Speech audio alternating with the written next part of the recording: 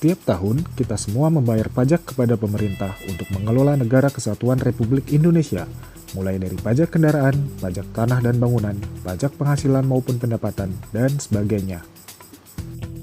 Uang tersebut setelah dikumpulkan menjadi APBN, Anggaran Pendapatan Belanja Nasional, yang kemudian dibagikan kepada para pejabat legislatif yang diketahui oleh eksekutif, kemudian diturunkan ke instansi-instansi terkait untuk digunakan sebagaimana mestinya sesuai kepentingan rakyat Indonesia.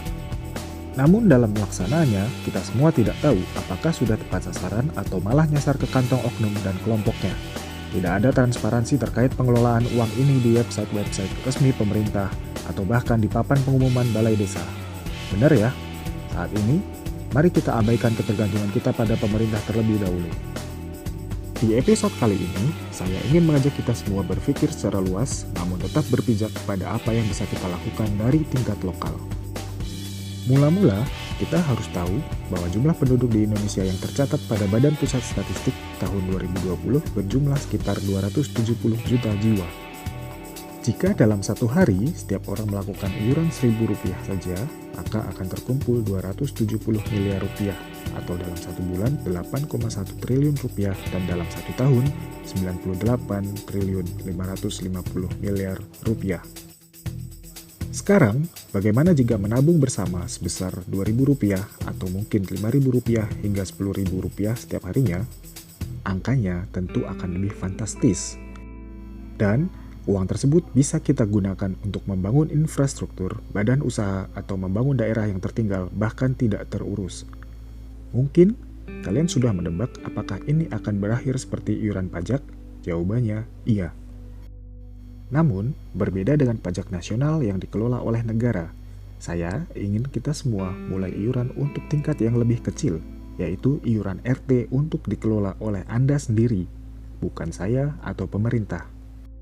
Iuran yang saya usulkan kepada saudara sekalian adalah iuran yang dilakukan setiap harinya dan dikelola setelah semuanya terkumpul dalam 1 tahun atau kurang dari 1 tahun jika nilainya cukup besar. Mari kita simulasikan secara sederhana ya. Di sebuah perkampungan, ada RT yang hanya terdiri dari 15 kakak. Jumlah keseluruhan pada masing-masing individu di setiap kakak adalah 60 orang. Setiap hari, 60 orang tersebut melakukan iuran sebesar Rp1.000 dan mengumpulkannya kepada bendara RT sehingga terkumpul 60.000 dalam satu hari, 1,8 juta rupiah dalam satu bulan, dan 21,6 juta rupiah dalam satu tahun. Uang tersebut setelah terkumpul adalah uang RT. Ingat ya, uang tersebut setelah terkumpul adalah uang RT, bukan uang dari negara yang harus dikembalikan ke negara jika dananya tidak digunakan. Baik, dengan uang 21,6 juta rupiah tersebut, kita bisa melakukan berbagai macam hal untuk membangun RT Anda, misalnya menyewa tempat untuk berjualan dan menjual produk laku di pasaran yang dikelola oleh kerabat se-RT Anda yang menganggur, misalnya. Kemudian, dengan manajemen keuangan sederhana yang baik, uang 21,6 juta tadi akan berputar dan berpotensi berlipat ganda tergantung kemajuan tempat usaha yang dibangun oleh RT Anda. Atau, uang 21,6 juta rupiah tersebut bisa digunakan untuk hal lain yang sama produktifnya, seperti diputar untuk membuat bank RT syariah dan sebagainya. Yang terpenting, RT Anda berkembang terlebih dahulu. Begitulah simulasi di tahun pertama, oke? Lanjut di hari pertama periode kedua iuran harian. Warga di RT Anda tetap konsisten iuran Rp1.000 dan terkumpul 21,6 juta lagi. Uang tersebut bisa digunakan untuk menambah ruko penjualan atau modal bank syariah tingkat RT atau yang lainnya.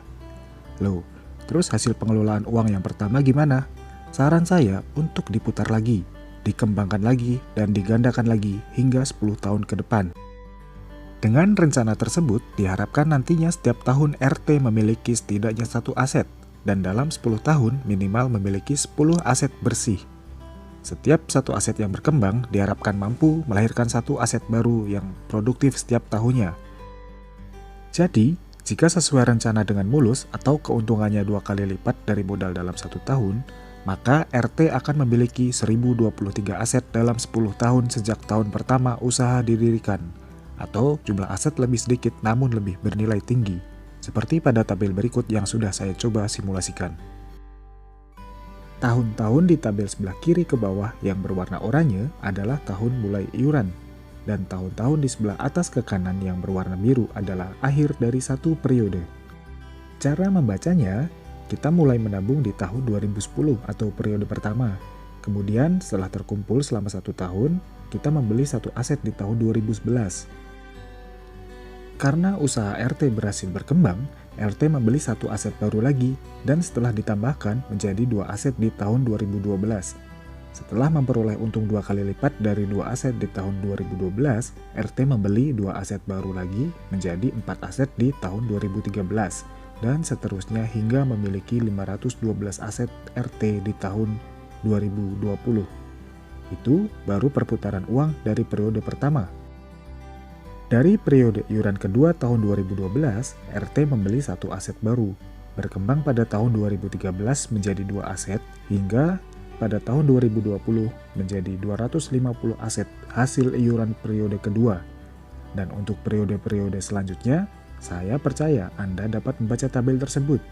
Dan jika dijumlahkan selama 10 periode di tahun ke-10, total aset yang dimiliki oleh RT adalah 1023 aset.